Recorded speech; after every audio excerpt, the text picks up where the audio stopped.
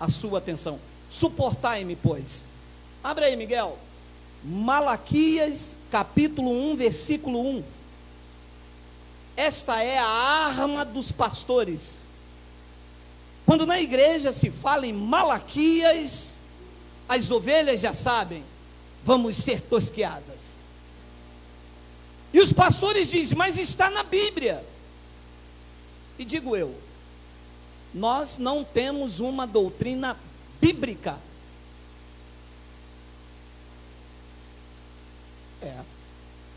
A nossa doutrina não é bíblica. Se fosse bíblica, Malaquias serviria para mim, Levítico serviria para mim, porque Levítico é bíblico.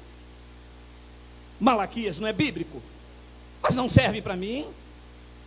Então a nossa doutrina está nas epístolas de Paulo, de Romanos a Hebreus, que são a revelação da graça de Deus para a igreja gentílica que vive o novo pacto. Então preste atenção, Malaquias capítulo 1, versículo 1. Peso da palavra do Senhor contra a igreja no Brasil, contra a igreja, contra os gentios. Então leia, peso da palavra do Senhor contra Israel por intermédio de... Então, o livro de Malaquias, que está inserida na lei de Moisés, não se aplica ao povo gentílico. É uma sentença contra o povo de Israel. Quem é de Israel, diga baixinho, aleluia. Então essa carta não se aplica a você. Eu tenho dito como exemplo, se eu escrevo uma carta para minha esposa e digo, minha querida esposa, eu te amo, esta carta cai no chão e se perde.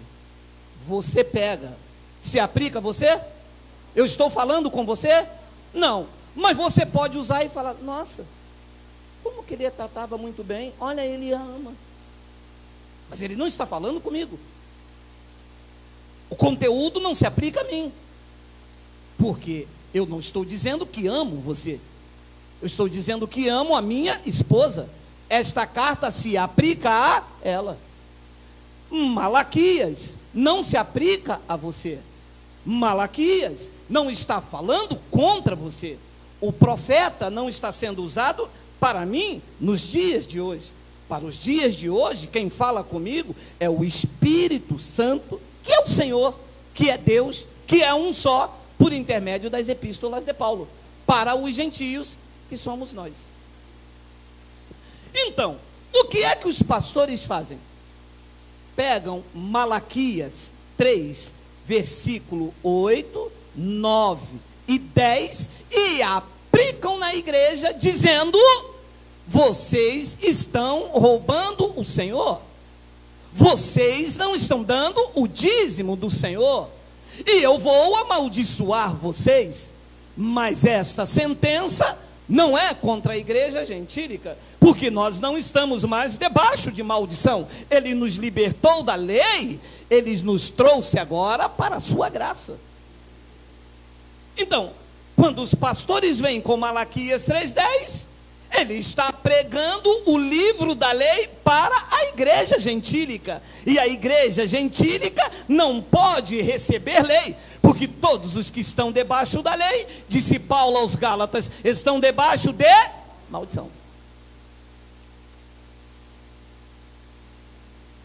Então, no capítulo 3, vê se tem aí, Miguel, no versículo 8, está aí o que eles aplicam na igreja. Lembre? Mas isso aqui não é para você nem para mim, porque nós não somos de Israel, nós somos da igreja gentílica, nós somos da igreja do novo pacto, aonde o sumo pastor é que nos conduz em toda a verdade. Então olha o que ele diz, Malaquias 3:8, roubará o homem a Deus?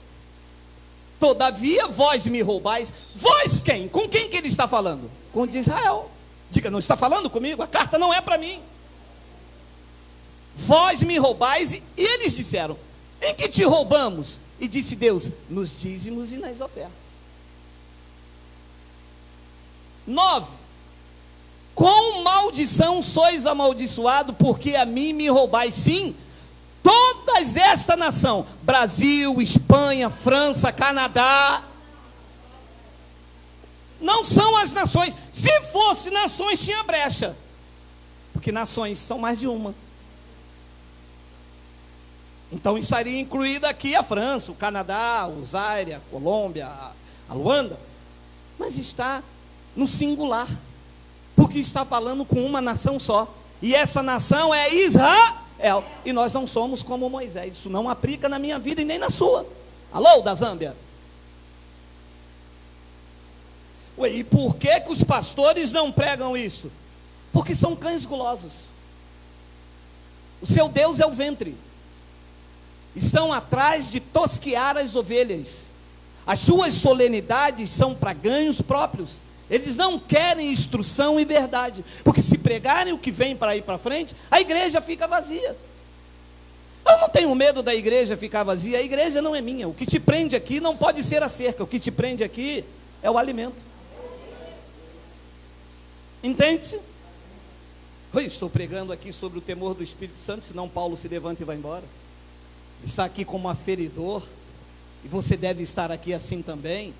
Não pode permitir que eu pregue o engano em você aí, alimentando o meu ego, eu te enganando, e você deve estar aqui pela verdade.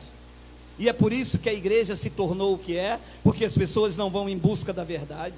As pessoas vão em busca daquele irmão que é muito legal, ou eu não consigo sair de lá porque lá as pessoas são bacanas. Aqui ninguém é legal, aqui ninguém é bacana, aqui a palavra é que nos alimenta e estamos aqui por ela. E quando alguém errar por nós, por causa da palavra que nos alimenta, nós suportamos uns aos outros em amor.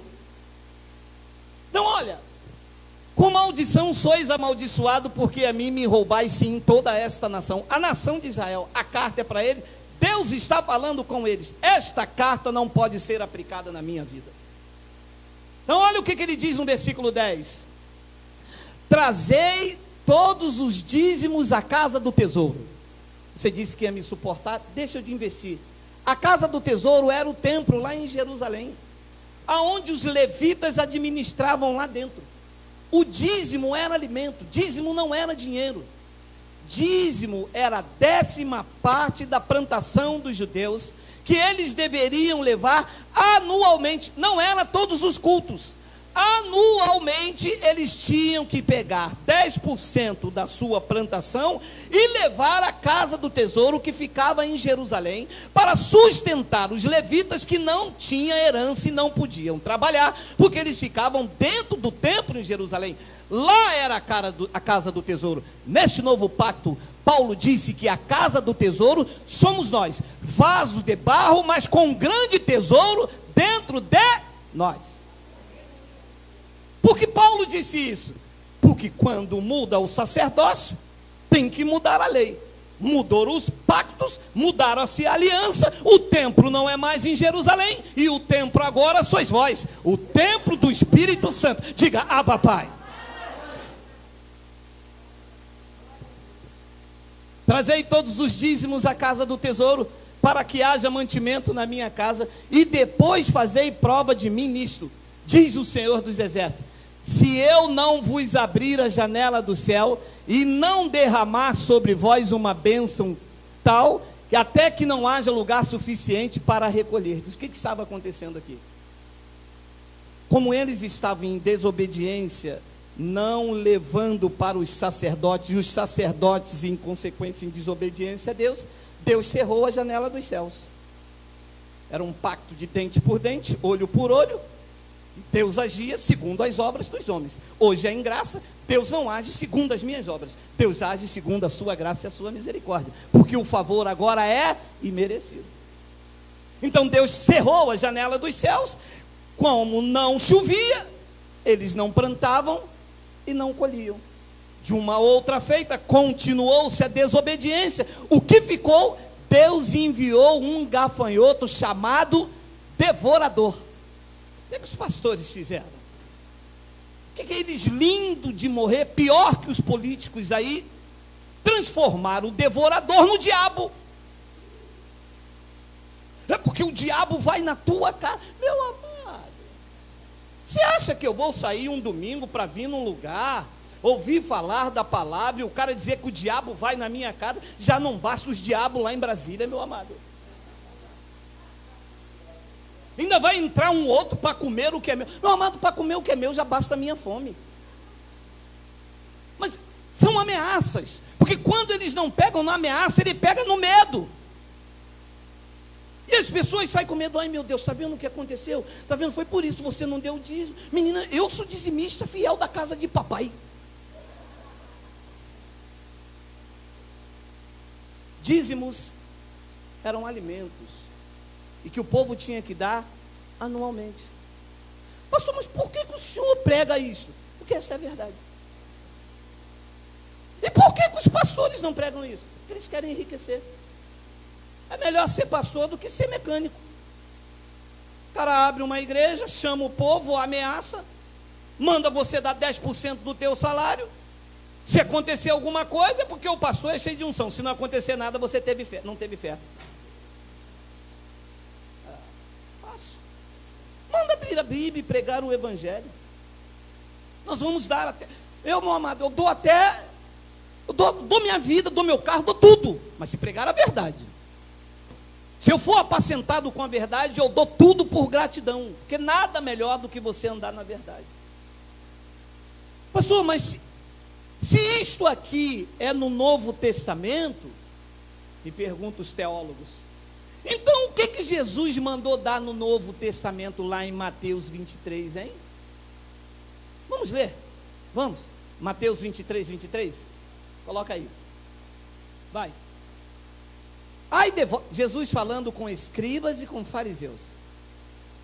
Preste atenção, você que tem mente iluminada. Jesus está falando com a igreja e com os irmãos. Quem eram os escribas e os fariseus? Os que viviam em Israel, os que viviam sobre a lei e os que seguiam a lei de Moisés. Então, eles tinham que dar dízimos. Então Jesus disse: ai de vós, escribas e fariseus hipócritas, porque dizimais notas de R$50, nota de 100, anel de ouro, de brilhante e de diamante. Qual era o dízimo que os escribas e fariseus davam? Diga lá, olha lá: hortelã, endro e cominho, porque isso era o dízimo. Você vê as ovelhas levando. Quem que é isso aí? Saco de milho. Para quem? Vou levar meu dízimo para a igreja. Você vê? Que dízimo? Não era dinheiro. Dízimo era alimento. Então ele diz: vocês dizimam a hortelã, o endro e o cominho, e desprezais o mais importante da lei. Ah, dízimo era da lei. Ah, e vocês estão desprezando o mais importante da lei: o juízo, a misericórdia e a fé. Deveis, porém, fazer essas coisas, dar o dízimo do endro, e não omitir aquela. Ah, está vendo? Jesus mandou no Novo Testamento os fariseus dar o dízimo.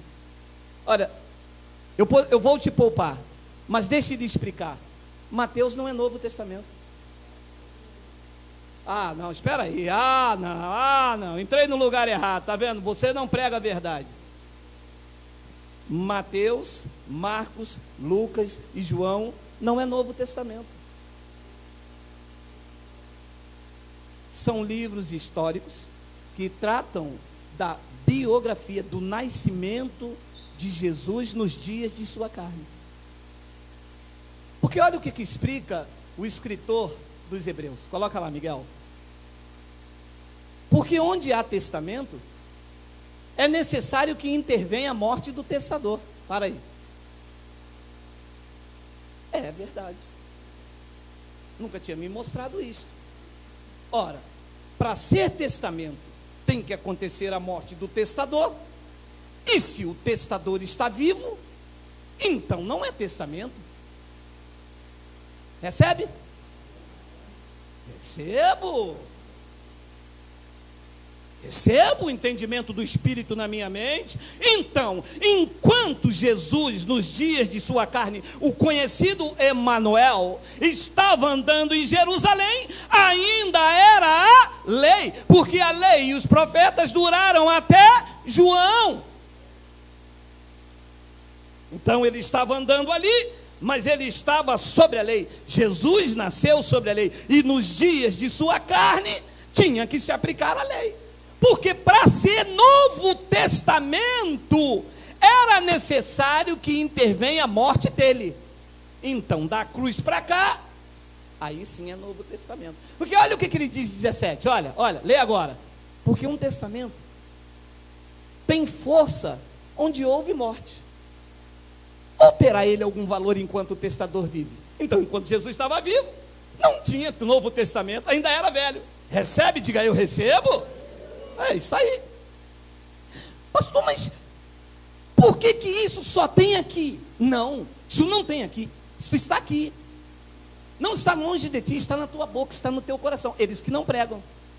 Aí toda a doutrina da igreja está inserida onde? Mateus, Marcos, Lucas, João. Aqui é novo, vocês não pregam novo. Olha a mulher do fluxo de sangue, desce, Zaqueu. Essas são histórias. Não tem revelação, não tem doutrina. Então eles pegam a passagem de Mateus 23, 23 e diz que Jesus no Novo Testamento mandou dar dízimo, mas Mateus, Marcos, Lucas e João não é Novo Testamento, porque um testamento só tem força de lei quando o testador morre, e o testador, que é Jesus, estava vivo em Mateus, Marcos, Lucas e João. Então quando você abre da cruz para cá, você não vê Paulo falando em dízimo. Não vê Paulo obrigando os irmãos, sendo pesado aos irmãos. Paulo trabalhava, Paulo passou dificuldade, a igreja, sem acusação da lei, respondeu com gratidão. Não deixava o apóstolo passar aperto. Ele disse: eu recebi tudo, estou cheio, desde que Epafrodito me trouxe das vossas mãos, como um sacrifício suave e agradável a Deus, mas sem imposição. Você entra na igreja 2 horas pedindo dinheiro. Você entra na igreja, a ovelha sai tosquiada, de ameaça. E a ovelha entra dentro de casa, vê a panela cair, aí ela lembra que o pastor disse: ó, o devorador na tua casa. Uma panela que caiu. E é assim que as ovelhas estão fora do pasto. As ovelhas estão no mundo aí porque entraram dentro. Eu consigo ver às vezes com meus olhos espirituais. Às vezes elas entram aqui, eu vejo: caramba, olha, mas o cara chega, passou a máquina. Nem, porque às vezes eles passam a máquina tem uns que tosqueiam, mas chega, passa máquinas e a pessoa entra quebrada, com vontade de subir. As pessoas querem ouvir tudo, menos de Deus. Que elas foram tão tosqueadas, tão feridas, só prestaram enquanto tiveram, só prestaram enquanto podia dar, que na hora em que elas mais precisaram,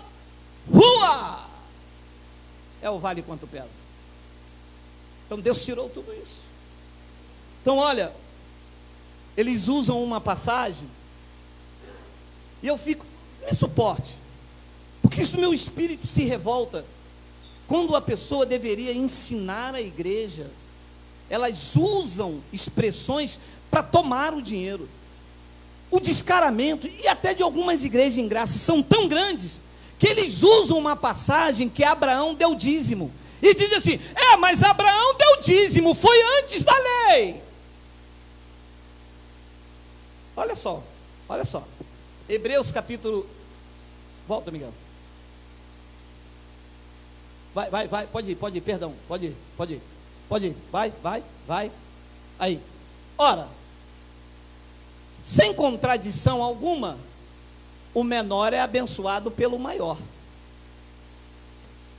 8, e aqui, certamente tomam dízimo homens que morrem, ali, porém, aquele de quem se testifica que vive. Preste atenção na revelação. O apóstolo Paulo está escrevendo aos hebreus. Quem são os hebreus? Os hebreus são um povo que vive em Israel. Você vê que Paulo tira a sua ótica dos gentios e escreve uma carta específica para os hebreus. Todo o conteúdo desta carta é para os hebreus, e que serve de observação, de conhecimento para mim. Quando Paulo escreveu esta carta, ele escreveu no ano 65. E o templo em Jerusalém só foi derrubado nos anos 70, de acordo com a profecia de Daniel. Então, neste tempo aqui ainda, aos hebreus, o templo levítico estava de pé. As pessoas aqui em Hebreus, olha, carta aos Hebreus, neste tempo aqui, no ano de 65, o templo estava de pé e as pessoas levavam sacrifício, levavam os seus dízimos, ainda, porque o ano 70 da profecia não tinha chegado e o templo não foi destruído. Então Paulo está dizendo, aqui certamente, aqui não é aqui em Caxias, aqui não é aqui no Brasil, aqui é lá na cidade dos Hebreus, no ano 65. Então eles usam isso aqui e dizem, não, aqui certamente tomam dízimo os homens que morrem, mas ali, porém, aquele que se testifica que, de quem vive, está apontando para Melquisedeque, quando Abraão deu dízimo a Melquisedeque. Então olha o que ele diz no versículo 9, e por assim dizer, por meio de Abraão, até Levi, que recebe dízimos, pagou. Agora preste atenção, você que conhece a graça. Abraão estava representando os gentios, ou Abraão estava ali representando o sacerdócio levítico? Então Abraão não foi exemplo para que os gentios dê dízimo. Abraão foi exemplo para o sacerdócio levítico, que quando Abraão encontrou Melquisedeque, os levíticos não tinham sido levantados ainda, e Melquisedeque, que era Deus, estava pré-anunciando o evangelho da circuncisão a Abraão. Olha o que diz no versículo 10, porque ainda ele estava no lombo de seu pai, quando Melquisedeque lhe saiu ao encontro. 11, de sorte que se a perfeição fosse pelo sacerdócio levítico, porque sob ele o povo recebeu a lei, que necessidade havia logo de que outro sacerdote se levantasse segundo a ordem de Melquisedeque, e não fosse chamado segundo a ordem de Arão? 12, porque mudando-se o sacerdócio, necessariamente se faz também mudança de lei. Mudou o sacerdócio, não é mais o templo em Jerusalém, não há dízimos em graça. Em graça é por gratidão. Em graça não é como eles colocam. É por isso que a igreja da graça não é esse império que está aí, porque o foco não é o dinheiro, não é o vil metal. Deus não está associado a dinheiro. Eu vou repetir, você não vai encontrar Deus se relacionando com o dinheiro neste local. Este é o local de exaltação e de conhecimento ao Cristo vivo. Jesus, quando nasceu, ele nasceu entre os animais. Os magos, quando foram procurá-lo, foram até o palácio de Herodes, querendo saber aonde nasceu o rei, o Salvador. A estrela o foram os guiando e foram levando para uma estrebaria. Alguns deles falaram, mas não pode. Disseram que quem nasceu foi o Salvador, o palácio é lá, como a estrela está apontando para aquela estrebaria? O rei do universo resolveu nascer entre os animais e decidiu morrer entre os ladrões. Ele poderia nascer no palácio de Herodes, podia ter sido enterrado na tumba de Faraó, não fez, para que os homens que têm olhos iluminados entendam que a maior riqueza que se pode ter não é o vil metal. Ele não quer que ajunte tesouro nessa terra. O que ele te deu é para o teu aprazimento, para sustentar nas tuas necessidades. Nós não temos ganância financeira, não há teologia da prosperidade. A nossa maior riqueza está viva, sentado no trono do universo, governando todas as coisas pela palavra do seu poder. Em graça não há esta manobra, esta sede, esse engano. Olha aí, o Golias vai cair. Olha esse envelope. Tem até um aqui de outro ministério. Olha aqui esse envelope. Toma aí. Não é isto, amado. Não é isto. O propósito não é este. O propósito é levar o conhecimento e libertar as vidas cativas, amarradas, ajudar os necessitados, os aflitos. Esse é o propósito da igreja em graça, somar na vida do outro. É isto que o apóstolo Paulo deixou como ensinamento. Olha lá, 2 de Coríntios 9, pode passar por causa do horário, senão eles não me suportam. Olha lá. Agora sim, segunda epístola de Paulo aos Coríntios, a igreja gentílica. E digo isto, que o que semeia pouco, pouco também ceifará.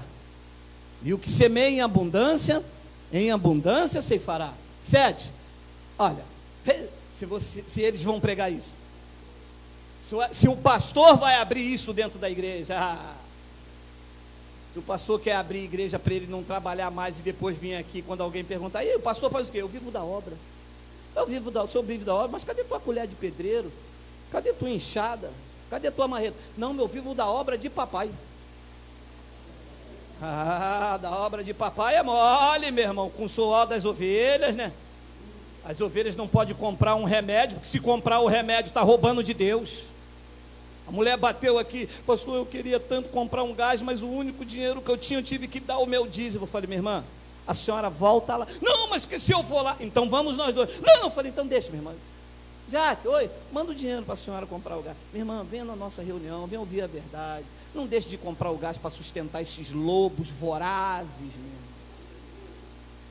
Deixar de comprar um remédio para sustentar pastor de carro zero, pastor com os filhos estudando nas melhores escolas e o povo gemendo dentro da igreja. Vai ver aonde eles estão para pregar um evangelho mentiroso, porque se fosse para pregar a verdade até daria, né? Mas para pregar um evangelho de mentira, 2 horas na quarta, 2 horas no domingo, 2 horas de noite, a ovelha dá ainda é ameaçada. Olha, se eu pegar você numa igreja dessa, olha, eu estou avisando você, eu vou dar em você, hein? Porque não é possível. Olha lá. Cada um contribua segundo propôs no seu coração. Olha a diferença. Amado, vocês sabem, eu só tenho a 4ª série. Mas veja bem, contribuir é uma obrigação? Não. É uma coisa voluntária, gente. Ora, eu venho aqui, tem um ar-condicionado, tem uma água, o lugar é legal, pastor chatinho, mas tem que suportar em amor. Eu estou vendo que eu estou sendo instruído, isto me faz bem, não há ameaças, eu aprendo, os irmãos me acolhem. Bem, esse mês eu não posso dar nada, poxa, apertou lá em casa, eu estou me equilibrando. Pô, mas eu vou ajudar pelo menos a cooperar com uma água, um café, alguma coisa, ninguém me impede, ninguém me cobra nada. Não, amado, isto é uma contribuição. É isto que o apóstolo Paulo ensinou para este momento da igreja. Cada um contribua segundo 10%. Segundo o que o pastor mandou. Não o que está aí dentro do seu coração. Eu tenho pessoas aqui que dão 100%, não, amado.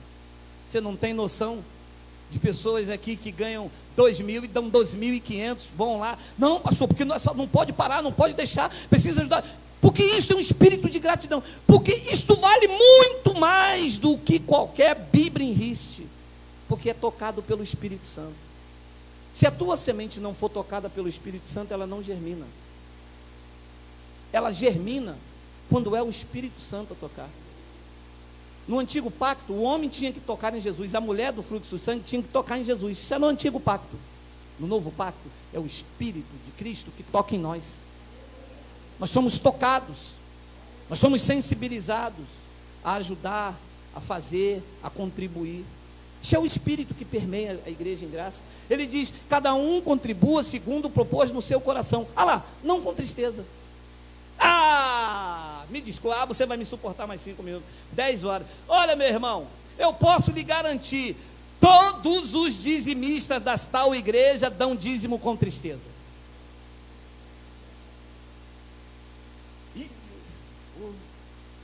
Caramba, recebi um dinheiro aí, 3.000 reais, vou ter que tirar 300 reais, fazer o quê, né? Está na Bíblia, né? É a palavra do Senhor, é a palavra do Senhor. É a palavra do Senhor. O cara puxa. Não é a palavra do Senhor. É a palavra do Senhor para os de Israel. Para nós, os da graça, é esta: cada um contribua segundo propôs no seu coração, não com tristeza ou por necessidade. Por que é que Paulo estava fazendo isso? Porque Paulo, como saiu da lei, sabia que as pessoas debaixo do espírito do dízimo, ou dão dízimo ou com tristeza, ou por necessidade.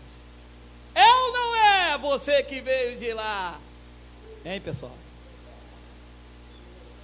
Você veio de lá, você dava pela necessidade da janela dos céus abrir. E não abria nunca. Só abria para quem estava aqui atrás. Para quem estava aqui atrás, abria janela, abria porta, abria telhado, abria casa, abria o mar vermelho. Mas os daí, nunca. Porque era um espírito de barganha que eles colocavam em nós, entendeu? Se eu der, Deus me abençoa. Se eu não der, Deus não vai me abençoar. A graça veio e tirou isso e disse: não, você já é um abençoado com todas as sortes de bênçãos. Entendeu, abençoado?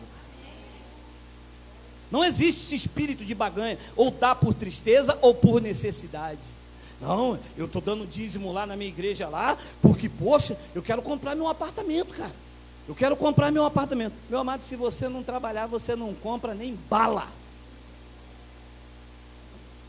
É que quando você trabalha, Deus abençoa o fruto do seu trabalho. Ele já abençoou. E você começa a prosperar com dignidade. Isso é de glória em glória. Então ele diz: não com tristeza ou por necessidade. Olha lá que lindo, olha lá, olha lá. Não, volta, é a verdade. Não corre não. Porque Deus ama ao que dá com. E a gente não dava com alegria. Eu nunca dei com alegria. Minha mulher uma vez reclamou. Caramba, me lembro até hoje. R$480 há 10 anos atrás. Meu irmão, era como 4, 5 mil. Nós tínhamos que pagar uma conta, aquele dinheiro ainda ia faltar. Eu fervoroso, né, meu irmão? Camisa até aqui, eu não podia usar de bermuda, e aquela coisa toda, varão de Deus. Peguei o dinheiro, aquele tremendo na mão, eu disse: mulher, vamos acreditar, Deus vai fazer. Deus nunca fez, meu irmão. Porque Deus não quer esse espírito de barganha com Ele. Deus não negocia a sua glória. Deus não quer esse negócio de Deus só vai me dar se eu der, não. Tudo é dele. Meu amado, o ar que você respira, a sua vida, a sua casa, o seu carro, tudo é dele. 100% é dele, meu amado. Deus não precisa do teu dinheiro, meu amado. Deus é rico. Quem precisa do dinheiro somos nós. Você vê que se Deus vai ficar feliz você pegando metade do teu pagamento, dando para Ele. Você acredita nisso? Se Deus precisa do teu dinheiro, quem precisa do teu dinheiro é alguém que entrou aqui, que ainda não fez uma alimentação. Quem precisa do teu dinheiro é alguém que está aqui, que precisa de comprar um remédio. E como isto aqui é um lugar cristão de Deus, um semeia, outro doa, outro faz, e no final tem que ter alguém sensibilizado por Deus a contribuir. Porque este é o chamado. Olha lá o que diz o 8, olha o 8. E Deus é poderoso para fazer em vós abundar toda graça, a fim de que, tendo sempre em tudo, em toda suficiência, abundeis em toda obra. Olha, 9, conforme está escrito: espalhou e deu aos pobres, a sua justiça permanece para. As ovelhas dão, o pastor pega, bota no bolso. A ovelha precisa de um remédio, o pastor diz: a irmã tem pouca fé, precisa orar. O Evangelho da Graça diz: não, senhor. Semearam, você aqui espalha e dê aos pobres, e a justiça de Deus na sua vida permanecerá para sempre. Eu não ando com medo do Temer. Eu não ando com medo de JBS ou da BRF de carne estragada. Há uma justiça de Deus sobre a minha vida. Deus vai me conduzindo em triunfo. De uma boa carne ali em promoção, procura o dinheiro, não tem. Caramba, a carne estava estragada. Deus dá livramento sem você saber, Meu amado, quando você é conduzido em triunfo, todas as coisas cooperam para o teu bem. Nós acreditamos nisto. Nós não estamos aqui com intuito gananciosos, visando o teu bolso. Nós estamos aqui te ensinando para que você saia desse espírito de meretrício, de vendilhagem, dessas barganhas que se tornou a igreja evangélica. Ué, mas como que o senhor faz então para pagar a conta de luz? Vem, cara, 2 ar-condicionado, eu vou aumentar agora esse mês a potência desse ar, nós vamos pintar, reformar, nós vamos fazer várias coisas, comprar equipamento. Como é que o senhor faz tudo isso? Pelo Espírito. Se vir 100, eu espalho os 100. A justiça de Deus permanece. Ele faz, eu não sei como, às vezes eu não tenho mês que eu não sei como é. Mas nesses 6 anos, nunca faltou absolutamente nada. Nem na minha vida, nem na vida das pessoas que se propuseram a abraçar o Evangelho da graça de Deus. Não há ameaça, não há dedo em riste, não há nome, porque nas igrejas bota assim, quem não deu dízimo, bota o nome, e você não toca mais. Não há nada disso, amado. É por gratidão a Deus, é com alegria. Ele disse, tu espalhou, tu deu aos pobres, olha, se está escrito eu creio. Você crê? Você crê? Diga, Abba Pai. Se está escrito eu creio. Ele disse, espalhou, deu aos pobres, a sua justiça permanece para sempre. As pessoas estão desesperadas. Eu não estou. Ele me predestinou. Todos os dias da minha vida foram escritos e determinados quando nenhum deles havia ainda. O dia que eu estou vivendo hoje já foram escritos e determinados. Deus sabia que eu iria viver em tempos difíceis, de emprego, de escassez e de roubalheira. Deus sabia, me colocou aqui. Ele tem um controle absoluto. E qual é a minha participação nisso? Ser obediente. Sou um semeador, não há imposição, ninguém manda em mim, não há nomes aqui escritos para quanto eu tenho a dar. Eu vou semear. Está aqui a minha semente, eu vou semear. O que eu achei que eu posso. É pouco aos olhos de alguns? Pode ser. Aos olhos dos outros pode ser muito? Pode ser também. Aos meus olhos, é o que eu posso fazer. E é a forma que Deus recebe. Porque eu estou fazendo com alegria. Não estou dando por necessidade, em Deus me dá algo. Deixa eu te dizer, me desculpe. Você não entrou aqui, você não veio atrás de bênção. Porque você já é um abençoado. Você não veio atrás de prosperidade. Porque você já é próspero. Você não veio atrás de milagre. Porque o milagre te acompanhou. Você não veio atrás de cura, porque tu já és curado. Você veio para agradecer. Você veio reconhecendo que sem Deus nós não podemos nada. Vamos dar um lindo aplauso, vamos semear em nome de Jesus. Obrigado os irmãos aí. O lugar é Ruambo, Angola. Um abraço da igreja em Caxias. Vamos semear.